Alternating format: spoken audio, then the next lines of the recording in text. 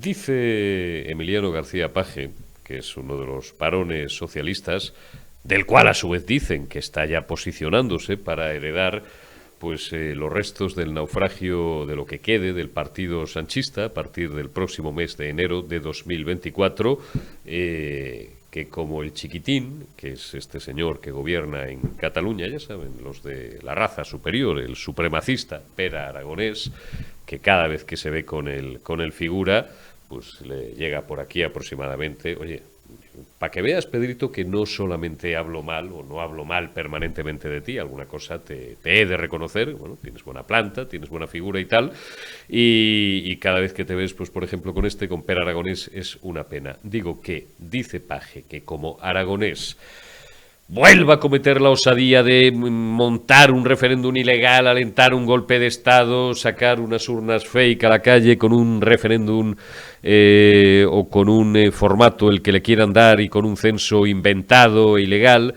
en el que van a coger a 800 mochuelos, todos por supuesto golpistas y reos de alta traición, que es lo que deberían ser, como lo fue su jefe, el tal Junqueras, que estuvo unos meses tomando el sol a cuadros hasta que Pedro el figura pantalones por los tobillos Sánchez para mantenerse en el poder, pues le indultó a él y a unos cuantos más, y a la señora esta que estaba tan nerviosa y le temblaba tanto la voz delante del juez, a una tal Carmen Forcadell y a los Jordis y a toda esta gente, que lo va a llevar al Tribunal Supremo, al Constitucional, a donde haga falta.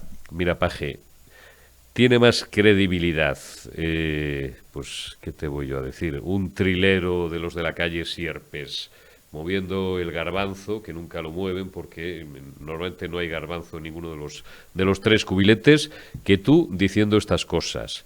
Y aunque tuvieras credibilidad, hasta el más tonto, lo primero que se le pasaría por la cabeza sería, coño, pero si llevas un montón de años, ¿y esto ahora a qué viene?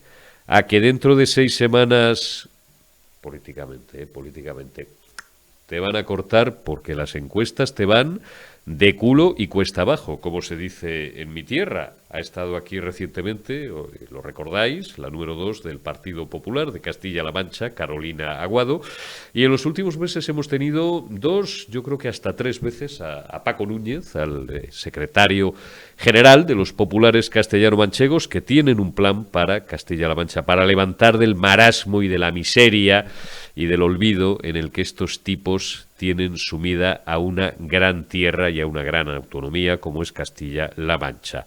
Dentro de unos días, si Dios quiere también, el próximo viernes, nos acompañará Carlos Mazón, el candidato popular a la Generalidad Valenciana, porque Chimo Puig es otro que está en barrena, porque fijaos todo lo que tiene encima, entre los que violaban y abusaban de las pobres niñas en los centros de menores, que en teoría y solo en teoría debería tutelar la Generalidad Valenciana, hasta todos los follones que tiene ahí con Compromís, historietas también, pues un poco presuntamente sucias, presuntas marranerías, que si no sé qué empresas del hermano, que si la abuela fuma, que si, en fin, Chimo es otro que con un poco de suerte, políticamente, siempre políticamente, 90 sobre 100, requiscat in pace.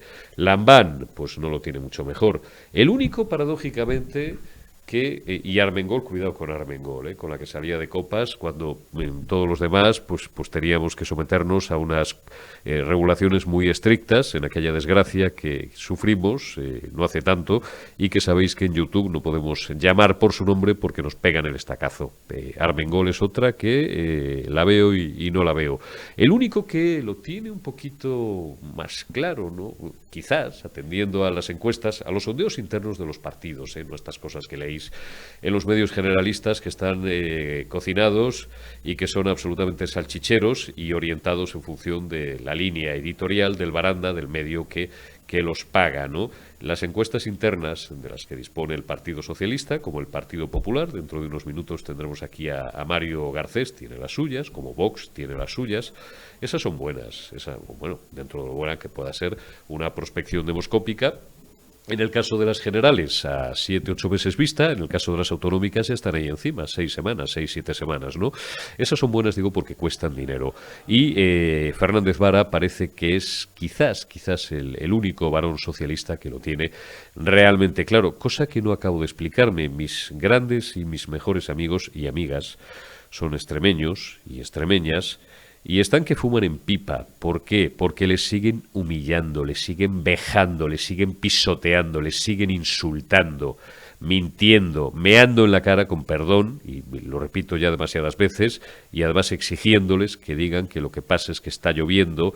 Les venden un tren que va a ser la leche, que les va a poner a la altura, pues, de las comunidades más desarrolladas de España, y les siguen enviando trenes del siglo XIX. Una auténtica vergüenza, cosa que hace, esa y algunas otras, que hace que yo no me explique cómo Fernández Vara, así llamado ya sabéis.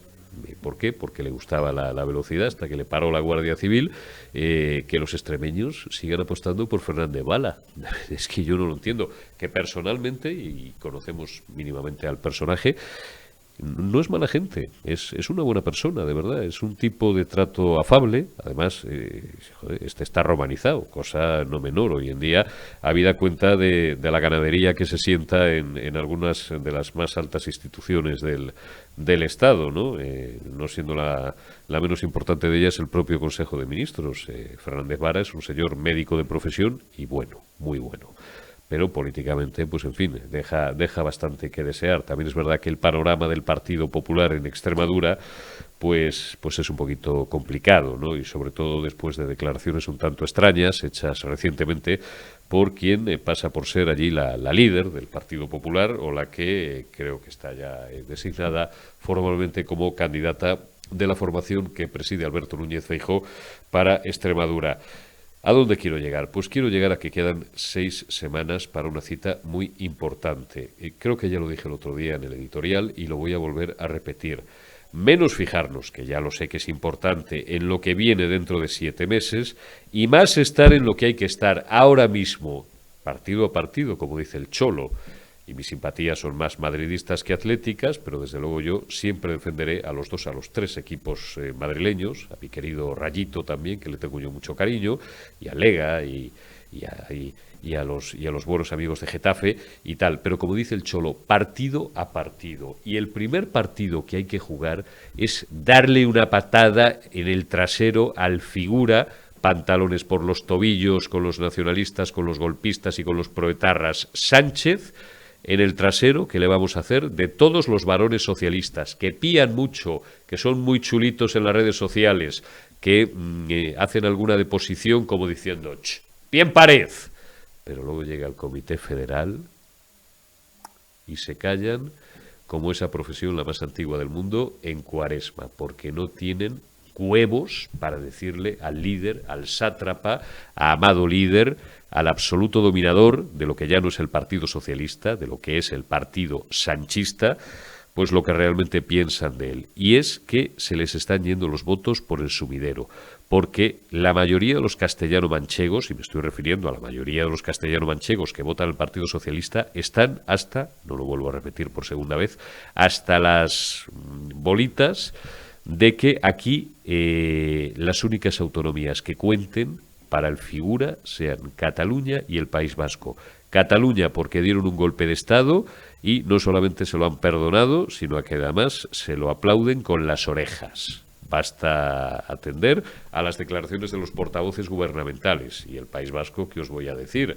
Ya está en el 100% de los presos etarras en la calle. La última, la novia de Chapote. ¿Cómo te va a votar Chapote, macho? Si la última que quedaba era la novia o la pareja o lo que demonios sea del tal Chapote, y ya la has llevado también a una cárcel del País Vasco, ¿cómo no te va a votar Chapote? Hombre, Chapote es el primero que va a votarte. Si Chapote va a hacer noche en el colegio electoral, pero no para votar a Bildu ni para votar a los suyos, para votarte a ti.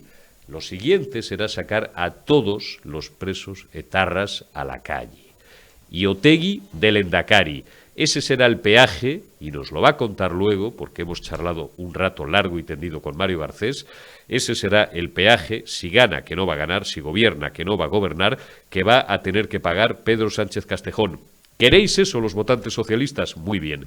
Pero que sepáis que si votáis PSOE estáis votando a los golpistas catalanes y estáis votando a los proetarras. Vosotros sabréis. Arrancamos ya esta retaguardia del miércoles 12 de abril de 2023 y saludamos a Eric Encinas, nuestro compañero, siempre atento y siempre pendiente de la actualidad de ese microcosmos dentro de España, del Estado español, que supone todo lo que tiene que ver con la política catalana. Eric, ¿cómo estás? Buenos días, buenas tardes. Muy buenas, Eurico, y ahí al pie del cañón, como decíamos en el backstage. Al pie del cañón, siempre, al pie del cañón y cuidándote, porque estos, además de ser gentuza y ser traidores, son gente peligrosa, son gente violenta, sobre todo el brazo armado, estos a los que les decía el tripón aquel, el tal Torra, que apretad, ¿no? Apretad, les van a acabar apretando a ellos en una celda tomando el sol a cuadros. Oye, ¿cómo está el asunto de, porque, recapitulando rápidamente, la payasada esta del 2017, el referéndum fake, con urnas de cartón, con un censo que se inventaron, con tipos que votaban 5 y 6 veces en la misma jornada electoral, pues ya ha dicho el chiquitín, Pere Aragonés, el de la raza superior, digo, ¿no? Que da pena al hombre verlo al lado del figura, la verdad es lo único bueno que tiene el figura, ¿no? Que por lo menos tiene planta y tiene presencia, que lo van a repetir en 2024. Y lo último es, de hace unas horas, Emiliano García Paje, que está en campaña, lógicamente, y hace bien, desde el punto y hora que defiende lo suyo, ha dicho que como el chiquitín el presidente regional catalán, que lo es gracias a la Constitución española, ya que se lo permitimos todos los españoles y los que le han votado allí, que como vuelva a repetir la payasada, que Paje va a ser el primero en recurrir creo que es ante el Tribunal Supremo, me imagino, ¿no? Ante el Tribunal Constitucional, esa convocatoria de consulta, referéndum o como lo quieran llamar, porque 6 o 7 millones de personas ni pueden, ni deben, ni van a decidir sobre un conjunto de 47 millones de españoles que somos los depositarios en su conjunto de la soberanía nacional. Así es, bueno, Pere Aragonés y su equipo de Esquerra Republicana, un partido que ya tiene antecedentes golpistas, pues como bien has apuntado, ¿no?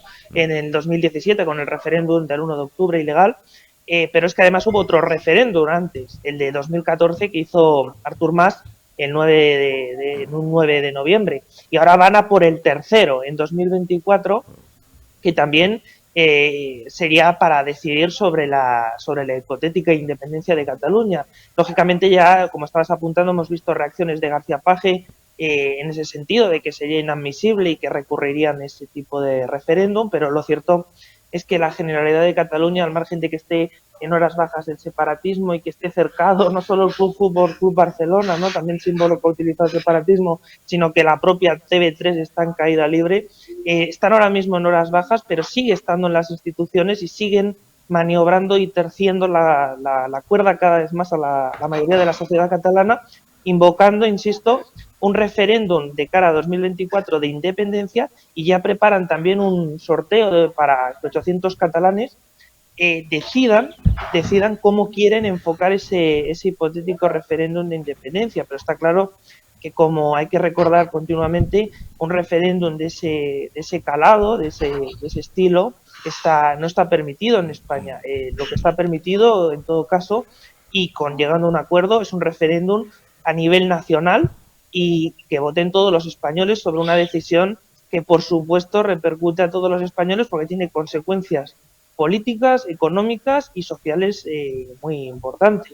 Así que veremos de nuevo un pulso, y estamos viendo un pulso al margen del Estado. Lo que busca Pere Aragonés es que Pedro Sánchez ceda, y ahora mismo están incluso en esa insistencia, ¿no?, de que se negocie un referéndum de independencia pactado, y es lo que espera tras una victoria también en el presupuesto que ganara Pedro Sánchez las generales de este año, para negociar un referéndum, ya digo, para esa decisión de independencia.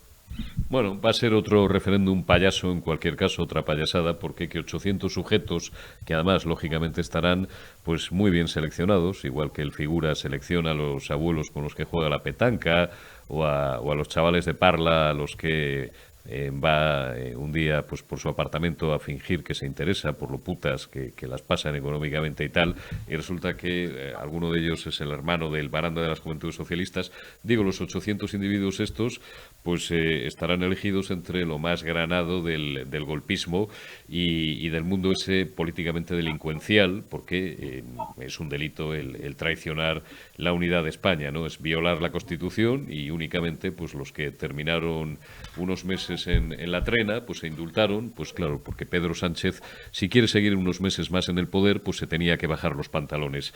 Otra cosa más, ponme el pantallazo del mundo cuando puedas, Omar, porque ahí, esto es lo último que tenemos. ¿Saben ustedes que Pedro Sánchez, otra de las que se ha tragado, es la expulsión de la Guardia Civil, la expulsión del Instituto Armado de Cataluña? No sé si te pasó el pantallazo, y si no, lo contamos nosotros, Omar. ¿En qué punto está ahora mismo eso?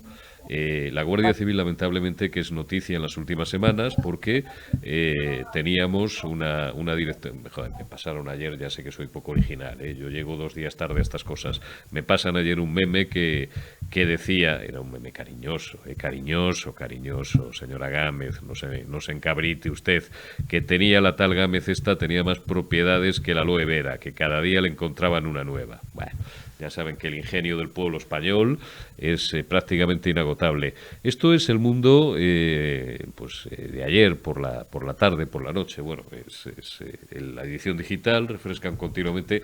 Denuncian cómo el gobierno echa a la Guardia Civil de Cataluña. Crispación soberanista, imposición del catalán en las aulas y 1000 agentes menos. Pero la culpa no la tienen estos golpistas. La culpa la tienen, dame pantalla otra vez, por favor, Omar. La culpa la tiene Pedrito el Figura, que tiene que seguir tragando con los pantalones por los tobillos si quiere seguir por lo menos hasta diciembre, claro.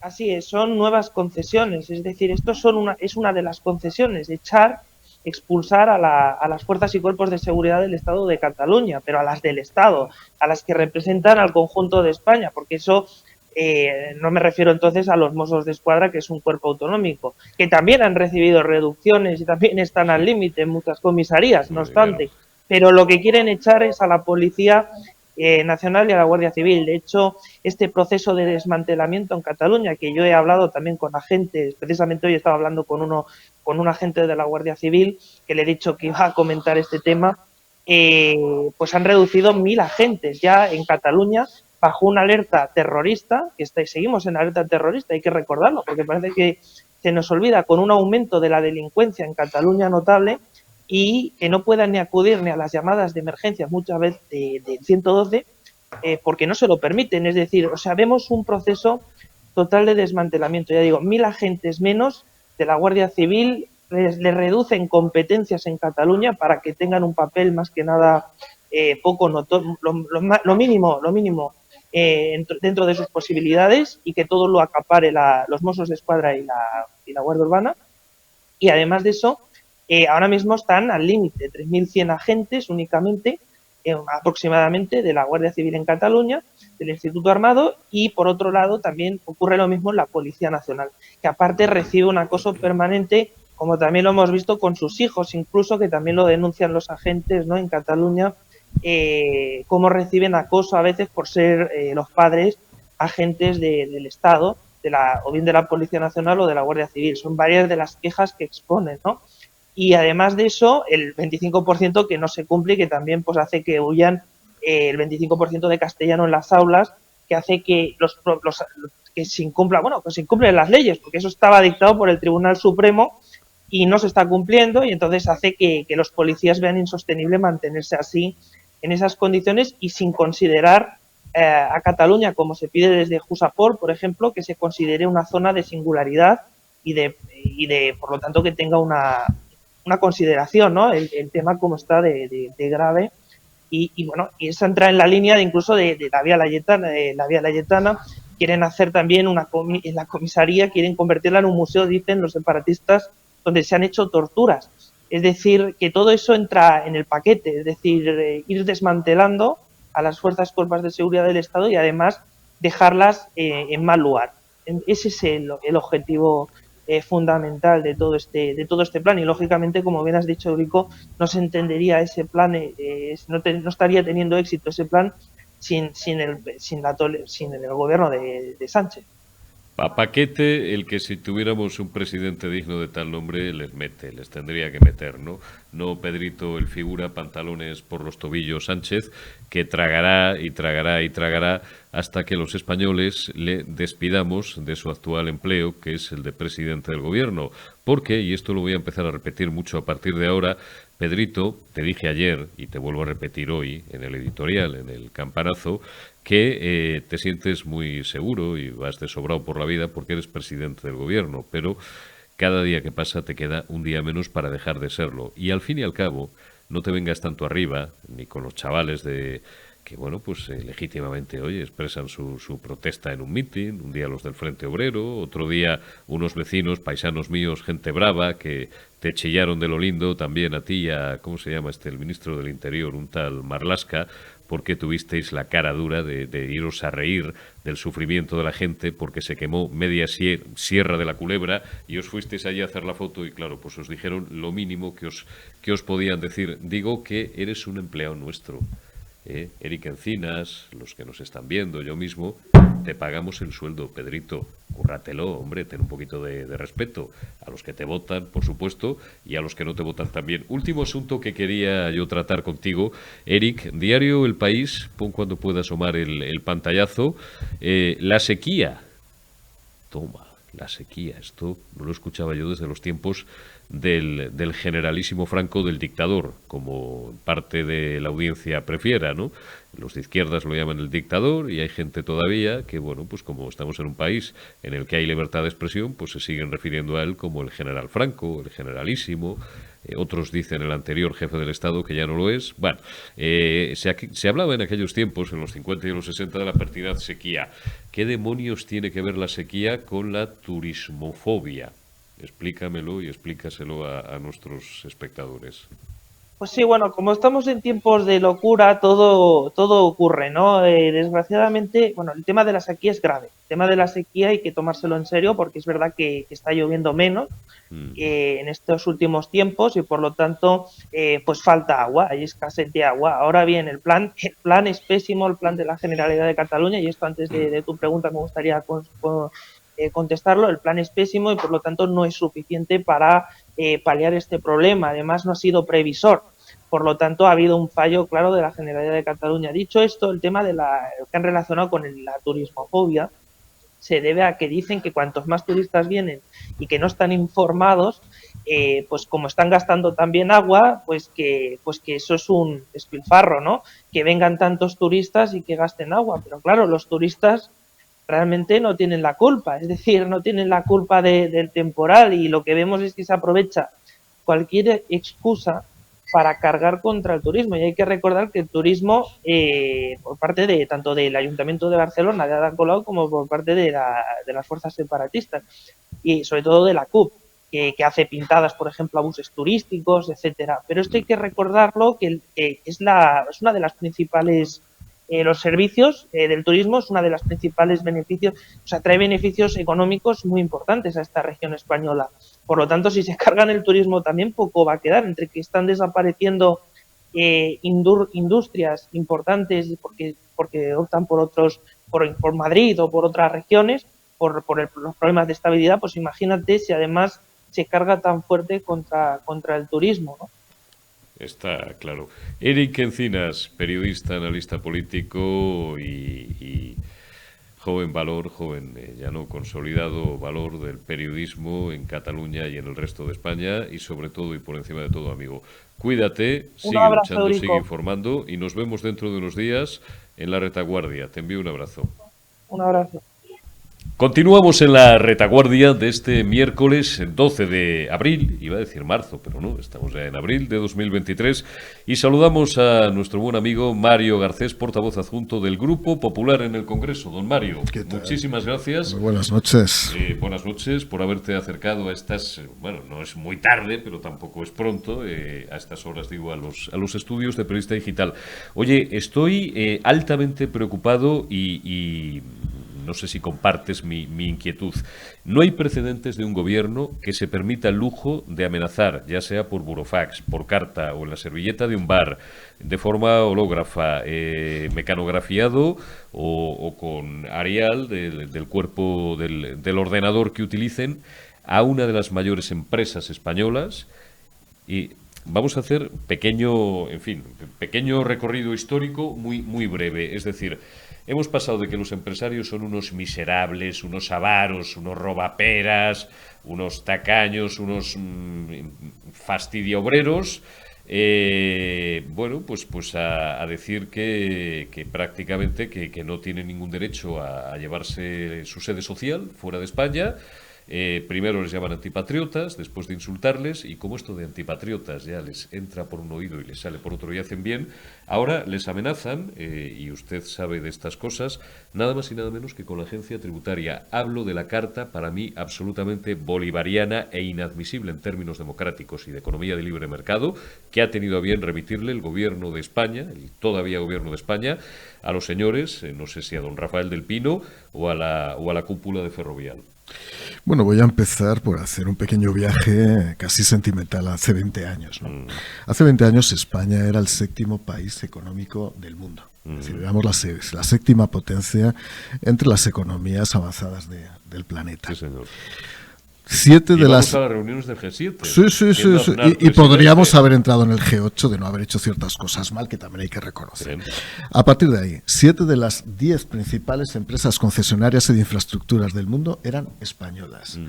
La principal empresa de telecomunicaciones del mundo era española, y desde aquí le envío un saludo a mi gran amigo César Alierta. Bien. Y en tercer lugar, teníamos las 3 entidades financieras más importantes de toda lo que era América Latina, España, y evidentemente 3 de las 10 principales del mundo. Más. Las camisetas de los principales equipos de fútbol de Argentina, de México, tenían la publicidad de esas entidades financieras. Sí. Éramos el orgullo de todo el mundo. Éramos el orgullo nacional. Que nuestras empresas tengan la capacidad de expandirse, tengan la capacidad de crecer y tengan la capacidad de crear riqueza en el extranjero era una forma de exportar talento, de exportar conocimiento y de exportar marca a España. Eso es, marca España. Ahora somos el 15 país del mundo. Hemos pasado del 7 al 15. Y el gobierno se dedica sistemáticamente a demonizar los procesos de creación de riqueza en nuestro país. ¿Qué ocurre? Cuando entras en un ámbito de economía planificada, de economía dirigida, de economía estatista y estatalista, como es la economía que quiere imponer el Partido Socialista con sus aliados, evidentemente que hay empresas que comienzan a dudar de la estabilidad del sistema político español. ¿Y qué es lo que hacen esas empresas? Bajo una condición de pocos estímulos fiscales, bajo una condición de persecución sistemática y ordenada por parte del gobierno, bajo una campaña completamente premeditada de estigmatización de la riqueza, pues la riqueza se genera en los sistemas liberales como se genera, pues deciden irse. ¿Qué ocurre? Que si en el fondo se pierde la estabilidad y la certidumbre jurídica, no hay incentivos fiscales. El contraste es, por ejemplo, la Comunidad de Madrid o la Junta de Andalucía, donde sí que hay estímulos y las empresas quieren ir. ¿Qué hacen las empresas? Votan por los pies, como dicen los economistas. Las empresas deciden irse donde están en mejor condición. Correcto. Y desde el punto de vista formal, y yo he sido secretario de Estado, en la vida he visto que se envíe una carta intimidatoria a una compañía advirtiendo además de una posible actuación inspectora, diciendo que se podría aplicar un régimen de tributación específica en España por afloración precisamente de las operaciones concertadas que hubiera en este país. Perdóneme, ahora apelo no tanto al político como al inspector de Hacienda, que es Mario Garcés San Agustín. ¿Eso es legal? No. A ver, al menos es atípico desde el punto de vista del procedimiento administrativo. La agencia tributaria tiene reglados los procedimientos. Esto es como si a ti, contribuyente individual, o a cualquiera de las personas que nos están escuchando, recibimos una carta en vez de recibir una notificación. Oye, todo el mundo en este país ha tenido alguna vez una paralela, ha tenido alguna inspección y no pasa absolutamente nada. Y si ha habido que regularizar su situación, se ha regularizado.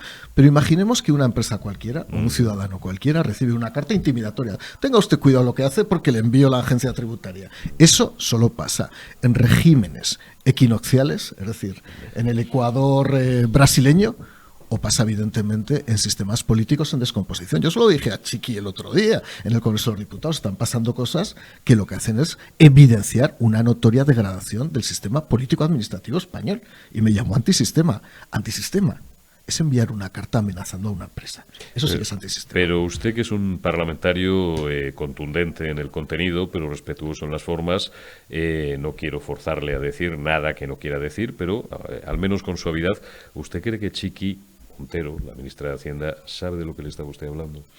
Bueno, Esta señora será mejor o peor médico, lo desconocemos, pero de fiscalidad sabe lo que yo les diga. A ver, yo le recomendé varias cosas. En primer lugar, cuando alguien como ella en el último mes ha tenido tantos desbordamientos lingüísticos y ha dicho tantas tonterías, yo por un razonamiento prácticamente de prudencia humanitaria, le diría que baje el tono. Digo, escóndete un poco y no hables tanto, porque la ha vuelto a liar. Hace 2 días ha vuelto a decir que el PIB español está por encima del alemán y el francés, pero es que no puedes mentir de esa manera. Es que estás inhabilitada para ser ministra si estás mintiendo de esa manera. Es que las mentiras son ya de tal calado y de tal nivel que evidentemente la imposibilitan para cualquier acción política pública. A partir de ahí, ¿cuál es su conocimiento y su capacidad de entendimiento? Yo se lo dije el otro día en tribuna, más allá de que le pedí que no me vuelva a dejar las juanolas cuando suba yo a tribuna y que se las lleve, por un tema de educación. Yo no voy dejando la comida donde los sitios donde voy, evidentemente.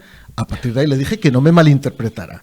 Es decir, que además tiene la mala e insana costumbre de poner en boca de los políticos de la oposición cosas que no decimos. ¿Por ejemplo?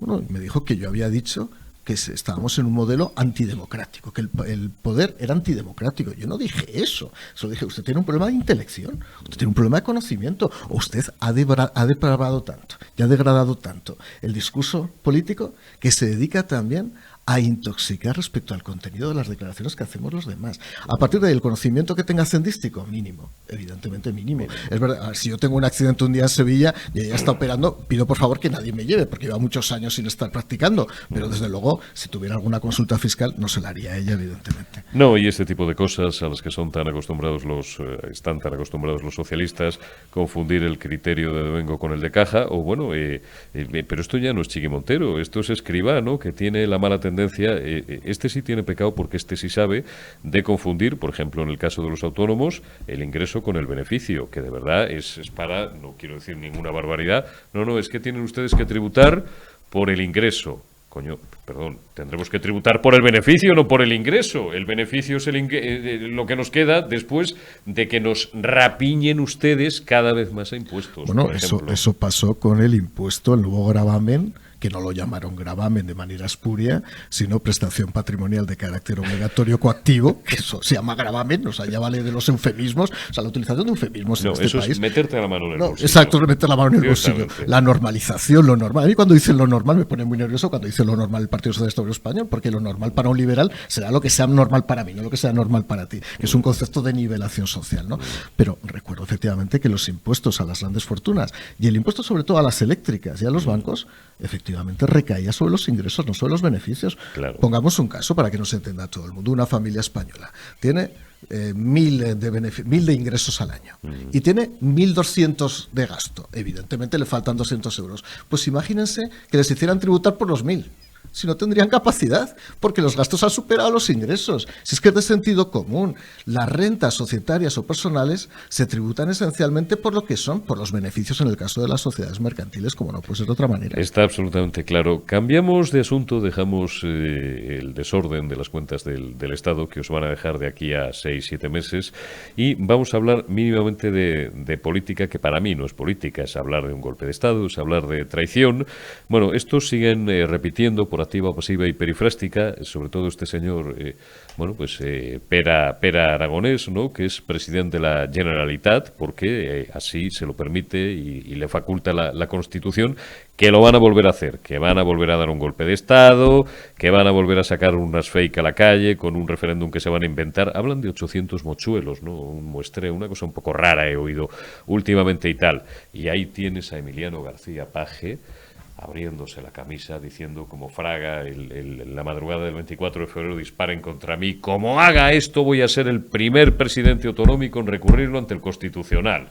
Bueno, la principal penitencia, y ahí la llevan, el pecado aragonés, es su propio apellido.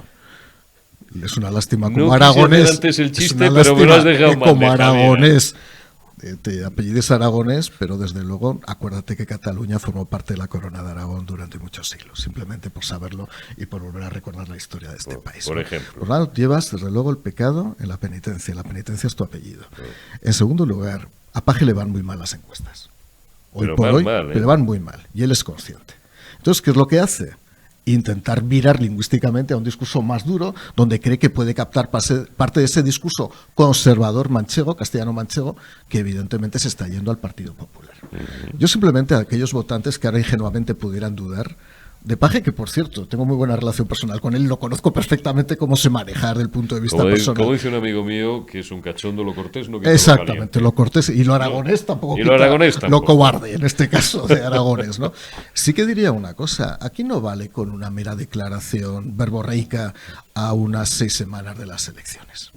Has tenido 4 años para declararte en rebeldía contra Pedro Sánchez. Y no lo haces. Ya te dedicas a modular el discurso, Paje.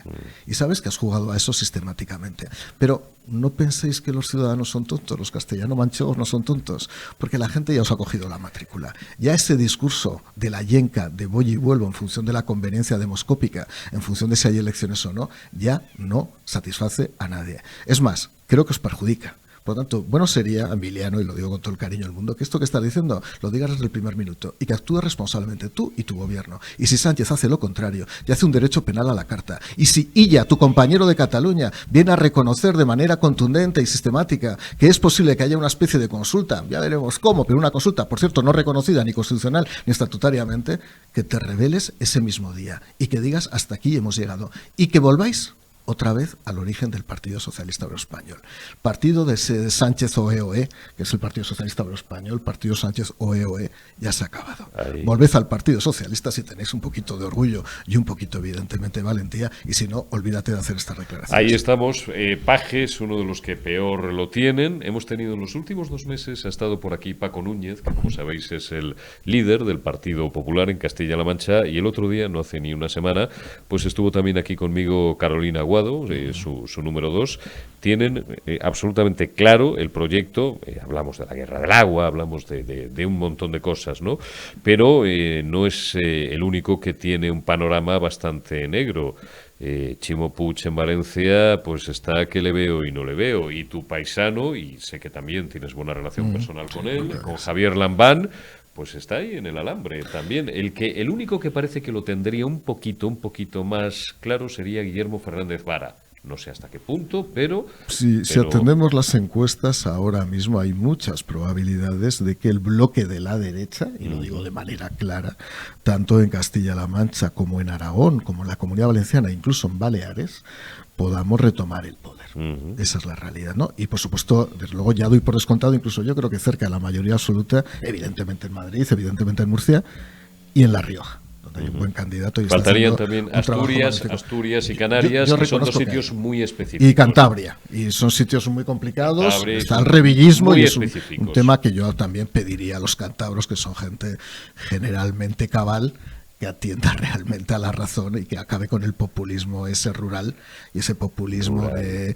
pero rural no en el sentido bueno del término, sino en ese sentido del caudillismo clásico, del populismo territorial que no sirve absolutamente para nada. Lo digo yo para que no lo digas tú, caciquil. Y paleto, porque Revilla es un paleto y hay que decir las cosas claras. Y ya vale de tomar el pelo a todo el mundo diariamente y durante años. A Revilla también se le han abierto ya todas las costuras. Nos mintió durante la pandemia. Estuvo evidentemente incumpliendo todas las normas durante la pandemia. Fumaba puros. Y se ha dedicado a jugar aquí con sus declaraciones absolutamente mórbidas a través de algunas televisiones nacionales que desde luego no son el mejor referente desde el punto de vista. La Sexta, la misma que alberga Bono, por ejemplo. Entonces, ¿que estamos en condiciones de ganar? Sí.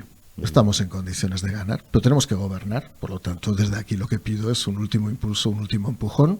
Y lo he dicho yo muy claro durante mucho tiempo. Yo no tengo ningún miedo, y lo digo a título personal, en naturalizar los acuerdos con Vox. Es que filosóficamente es así, pero entre otras cosas porque ya lo hacemos. Entonces yo no tengo ningún problema, si no llegamos a una mayoría suficiente, a naturalizar los acuerdos que haya que naturalizar con una formación política democrática y desde luego que yo puedo tener muchas distancias con una parte del alma de Vox, y hay un alma de Vox que yo no comparto, pero con otra parte que es perfectamente ilustrada, conservadora, y que ha sido, desde luego, durante mucho tiempo una parte fundamental y esencial del Partido Popular. Y económicamente liberal. No tengo ningún problema. Liberal. Y eso se está evidenciando en una gestión más que excelente en los 8 o 9 meses que llevan gobernando, por ejemplo, la Comunidad de Castilla y León. Madrid es harina de otro costal, puesto que aquí el acuerdo es parlamentario, no de gobierno. Bueno, no vamos a anticipar porque quedan muchas casillas. Así, llegado el momento, sería lo más conveniente un pacto parlamentario, un pacto de gobierno. Esto ya llegará, esto ya se verá, pero que a nadie le quepa duda de que eso va a ser así por encima de todo. Hablemos, para terminar, Mario, de encuestas. Hemos tenido una orgía, disculpen el término, una orgía de encuestas este último fin de semana y tal, ¿no? Bueno, pues una le daba 6 décimas de ventaja o el gap entre los dos grandes partidos. Había otra, la de Sigma 2, la del Mundo, que a mi entender fue quizás la más atinada y la que hacía un desbroce, digamos, más preciso del asunto. No es igual que Sumar, Yolanda Díaz vaya de la mano de Podemos, que no vayan, etcétera, etcétera. ¿Por qué? Que es a donde te quiero llevar, de las 1000 ramificaciones que podríamos abrir acerca de las encuestas que hemos conocido.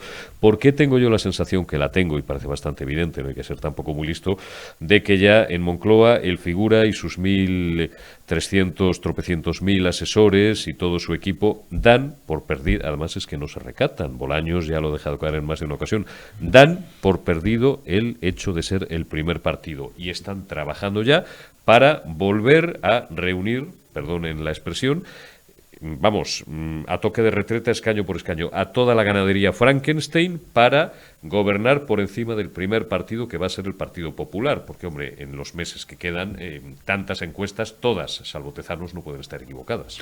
Mira, se está produciendo un fenómeno de resultado muy parecido a lo que había en la Segunda República Española, con una diferencia. La fragmentación de partidos en la Segunda República obedecía fundamentalmente a convicciones ideológicas y territoriales. Aquí se está produciendo una fragmentación, una mitosis de partidos, consecuencia esencialmente del tacticismo.